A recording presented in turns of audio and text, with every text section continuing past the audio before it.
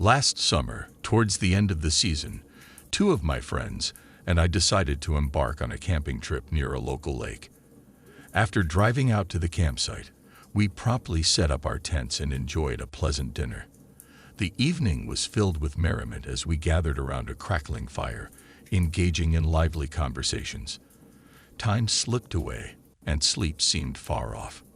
During our discussion, the topic of the lake arose, accompanied by its reputation for claiming lives each year. Some believed it to be a place where people sought to end their lives, while others claimed its treacherously deep waters were entangled with weeds, tree limbs, and a river covered in thick, inescapable silt and mud. As we sat by the fire, engrossed in our conversation, something peculiar caught our attention across the lake. Bright lights illuminated the other side, which we initially dismissed as another group of campers enjoying their night. Without much thought, we continued our discussion, but gradually the lights appeared to grow larger and brighter. Our curiosity was piqued once more.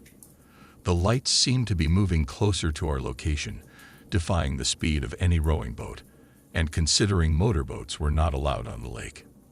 Suddenly, the lights arrived at our side of the lake, directly in front of us, then overhead.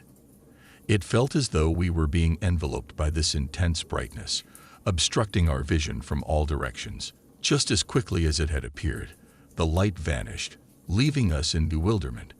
I estimate it lingered for no more than 3 seconds. Prior to the light's approach, my friends and I were leisurely smoking by the campfire.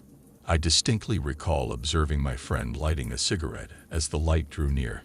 Yet when it disappeared, my friend dropped his cigarette. The filter burnt down to his index and middle fingers. A fresh cigarette wouldn't normally burn down to the filter within a mere 3 seconds.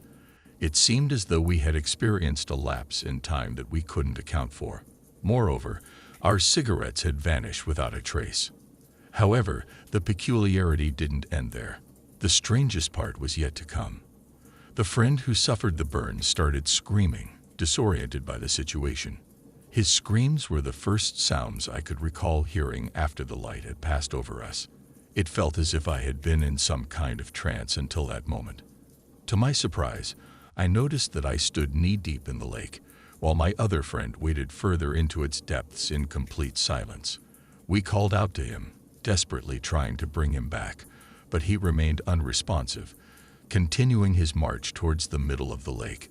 Our frantic attempts to reach him were hindered by the water's resistance. We sank with every step we took, eventually giving up and resorting to swimming. The murky lake water filled my mouth as I struggled towards my friend, who was ahead of me. As soon as I reached him, I vigorously slapped his back and shook him until he regained consciousness. None of us could comprehend why we had found ourselves in the lake, but I can assure you that if my friend hadn't been smoking, the outcome could have been far more dire.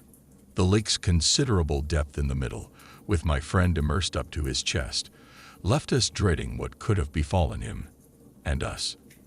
The risk of drowning was alarmingly high. I still have nightmares about descending deeper and deeper into the murky waters, helpless to halt my descent while watching the light above me grow dimmer until I reach the bottom. I now understand firsthand the peril that lurks within that lake. As for the nature of that mysterious light, whether it was paranormal or extraterrestrial, I doubt I will ever uncover the truth. One thing is certain: I will never return to that lake. We hastily exited the water, dried ourselves off, and swiftly packed our belongings into the car, leaving behind most of what we had brought with us. We departed without any further incidents, but that unforgettable night continues to haunt my thoughts. Many years ago, during the autumn season, my parents informed me that we would be going camping. I was thrilled because I was allowed to invite a friend along. The anticipation grew as I knew it would be a fun experience. When the weekend finally arrived, my parents, my friend, and I embarked on a camping trip to the mountains. Although it was only a one-night outing, it was sufficient for me. Back then, outdoor camping wasn't as popular as it is today. As we arrived at the campsite, we were taken aback to find no other campers in sight. To be honest, it felt a bit lonely initially. However, That feeling soon dissipated as I, a schoolboy, saw the campsite as our own private playground. We spent our time playing by a nearby river and exploring the woods. Later that night, we enjoyed a campfire and a barbecue, which was truly fantastic. Just before bedtime, my friend's mood changed unexpectedly. Usually confident, he became homesick and frightened as the sun went down. Tears welled up in his eyes, and he expressed his desire to go home. Unfortunately, it was already too late, as my parents had started preparing for bed after having a drink. We settled into our tent for the night, surrounded by the eerie sounds of the forest. Although it was a bit spooky out there, we managed to fall asleep without any issues. The next morning, we decided to cut our camping trip short due to my friend's distress. We left while it was still dark, eager to depart as quickly as possible. Upon returning home, my parents headed to their bedroom for a nap, or so they claimed. However, I heard a lot of commotion coming from upstairs. It was still early in the morning, and I found myself dozing off on the sofa while watching morning cartoons. I awoke to the sound of the house phone ringing. Since caller ID displays weren't common back then, I had no clue who could be calling. I hoped it might be my grandpa, but my parents showed no intention of coming downstairs to answer the call.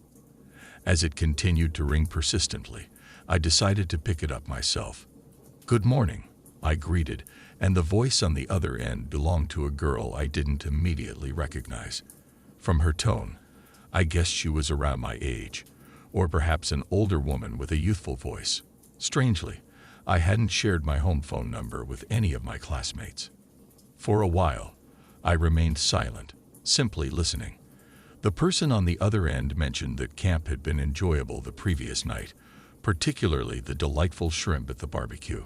They even mentioned how amusing it was to see my usually cheeky and confident friend tearing up because of homesickness. Still, I remained silent, gradually awakening to the fact that something was amiss.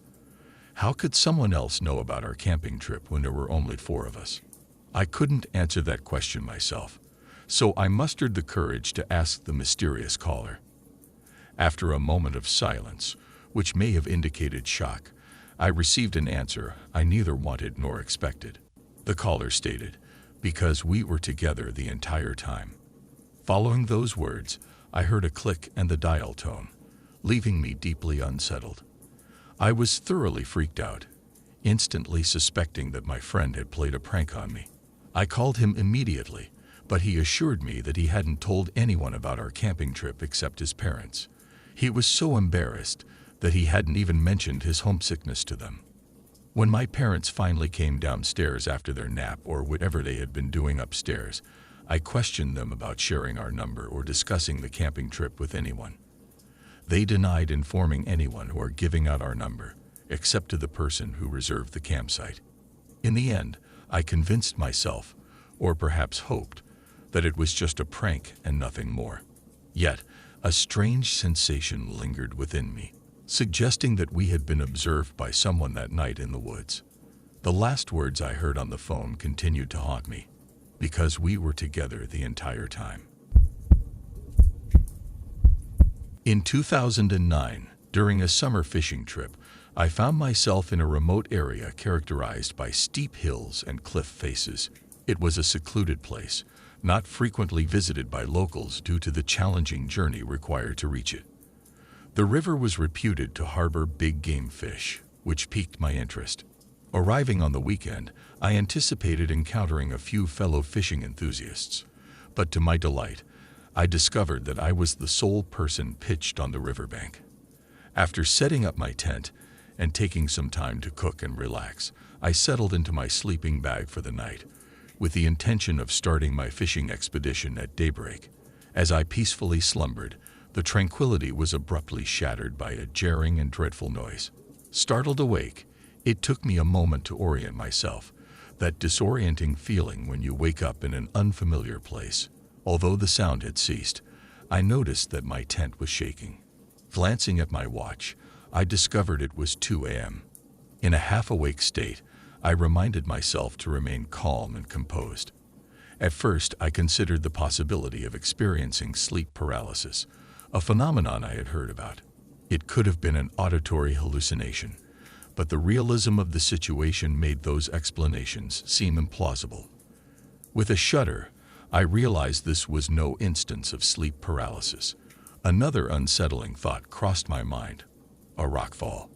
I distinctly remembered examining the cliff before pitching my tent, noting its solid composition.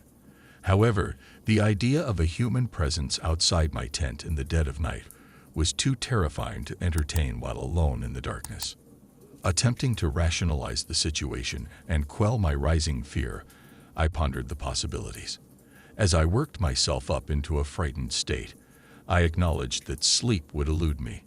I switched on the light inside my tent, finding some solace in its glow. Nonetheless, I hesitated to venture outside for an inspection. Encouraging myself not to worry, I reassured myself that daylight was approaching, and I would soon be fishing. But just as I managed to calm myself, I heard something outside. An eerie silence followed by moaning and groaning sounds.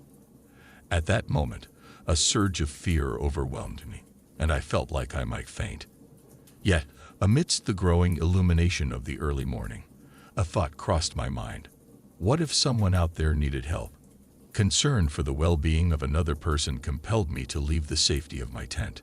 As I reached for the tent zipper, the moaning grew louder, causing me to freeze momentarily as cold sweat beaded on my forehead. Peering out, I discerned a dark shadow on the other side of the tent, confirming the presence of another individual. Seizing a flashlight and a frying pan as makeshift weapons, I unzipped the tent entrance and mustered the courage to confront the mysterious intruder. Leaning out and scanning the surroundings, my eyes darted everywhere, but there was no one in sight. I spotted a fishing boat in the distance, but that was the extent of the visible activity.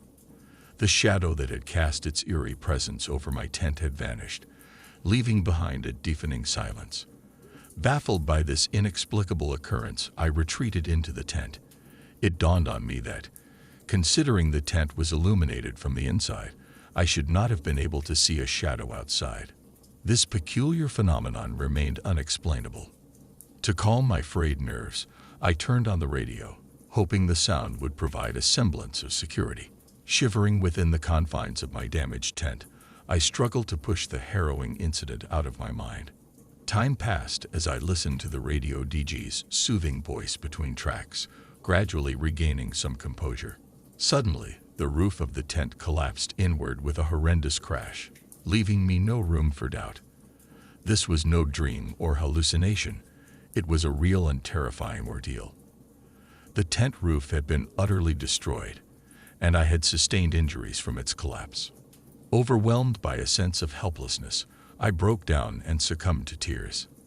I vowed to abandon any fishing plans and return home as soon as the sun ascended. The moaning sound persisted outside, accompanied by the unsettling noise of something dragging or crawling. In a last-ditch effort to defend myself, I cranked up the radio volume to its maximum level, as if it were my only remaining defense. The arrival of daybreak felt like a divine intervention, bringing immense relief. With the sun's rays finally illuminating the surroundings, I emerged from the tent, surveying the area. To my astonishment, I discovered beer cans, bottles, and scattered flowers littering the vicinity. As I hurriedly packed up the remnants of my ruined tent, a sudden realization struck me. There was blood smeared on its exterior. I pondered whether an accident had occurred in this area, possibly resulting in someone's demise. Perhaps, due to the circumstances surrounding their death, they had transformed into a malevolent spirit that tormented me. Uncertain of what else to do, I offered the remaining juice as a gesture to ease their passage and wished them happiness in their afterlife. This belief provided me with solace, as the horrifying alternative of a person or people deliberately tormenting me in the dead of night was too terrifying to contemplate. Thank you for watching today's video. If you enjoyed it, please consider liking and sharing it to support me.